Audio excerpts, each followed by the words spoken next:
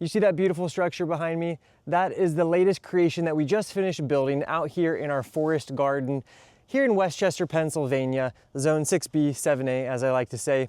And this project was 100% the vision of my lovely, beautiful wife. We've spent the last couple of years rejuvenating and restoring our forest, getting rid of all of the invasive plants, and we spend a lot of time out here. We have lots of bonfires, as you can see, and we wanted to create something that would be give us the opportunity to do some cooking and eating in a more easy fashion out here than we used to previously do right by the open fire. So what we did was we created this large kitchen table, kitchen workspace where we can do all of the preparing.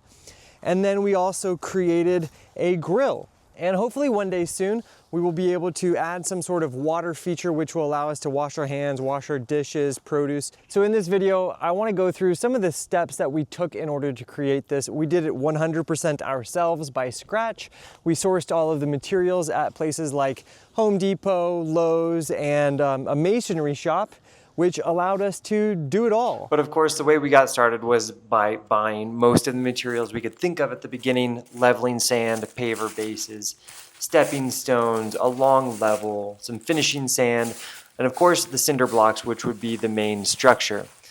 And choosing the spot was not easy. We tried to find somewhere that would be, have some nice overhead shade in the summertime, but getting it flat was definitely the hardest part. We started with an area that was relatively flat, which helped, but even still, it was not easy. I used this damper thing to try to get it even more flat. And once that happened, I took out some weed block, and that was really the first step in getting started. It's really important to get the weed block all the way to the edges because you don't want them to be allowing weeds to grow through it. Then on top of that, we put on some leveling sand, 8 bags to be precise. And of course the baby was part of the program, sleeping there nice. And then I raked out the sand to try to get it nice and flat. Now this is really also super important because you need your structure to be as flat as possible, and I didn't realize how just difficult that would really be. And so we spent a few hours honestly trying to get it flat before putting down these paver bases. Now, these things were kind of expensive, but for a small area, it was definitely the way to go. Way faster, a little more costly, but that's just the way it goes. And they're super easy to cut to size so that you can get a nice solid foundation. And then on top of those, we put our stepping stones. These were pretty big stepping stones, maybe like 12 inches by 12 inches. It definitely, took me a little while to get it nice and even, but it passed the handstand test once I was confident that they were good to go. Now there are going to be some little cracks, so we put this polymeric sand on top of it, which is meant to fill those gaps.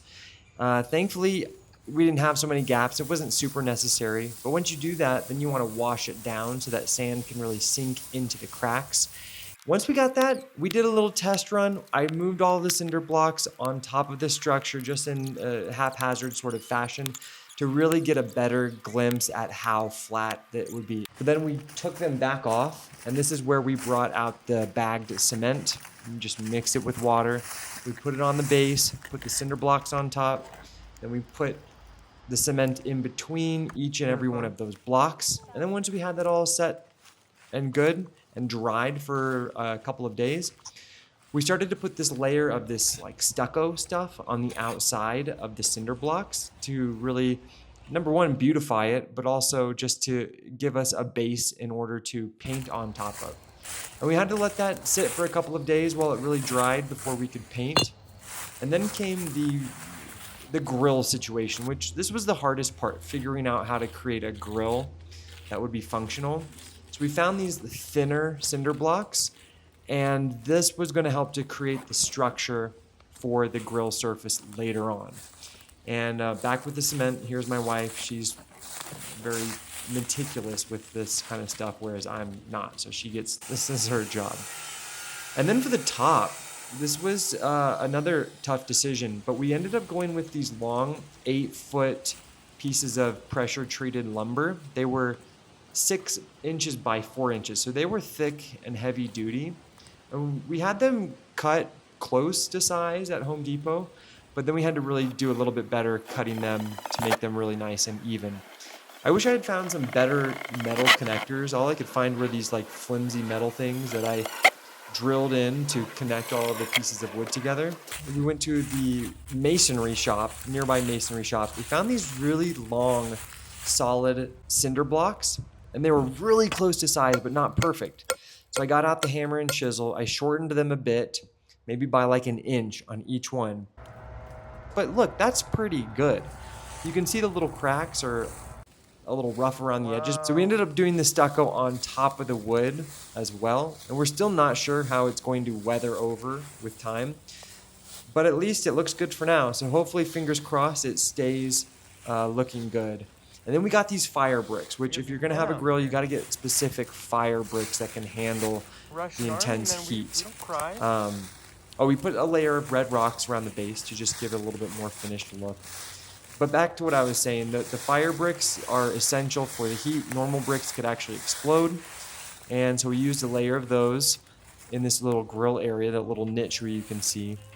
And then once everything was kind of set in stone, my wife, she decided to mix these two different paints. She wanted to create an instant rustic look. So she mixed these two paints, just kind of dipping into the brown one and then slightly dipping into the beige colored one to create this mottled effect. And I think it turned out really nice. The entire structure looks new, but also old and like it should be in nature. And here's me and my little dude. We're just hanging out while Mama's out there working and having fun. Especially, we were in good moods at this point because we were almost done. But here you can see the final product. It looks absolutely astoundingly beautiful. It looks really in harmony with nature. And here's the grill. I found just like this little grill top on Amazon that really fit perfectly. And we're gonna be putting charcoal. It's gonna be used with charcoal. Obviously wood won't really fit underneath that, and that's okay.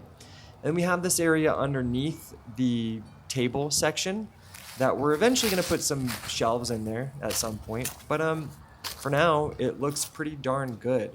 I'd say overall it took maybe like 3 or 4 weekends of work. I think it's absolutely awesome. It really looks good in our property. It has a really low-key vibe, but it should be really functional. And all of this faces our lovely fire pit that I created.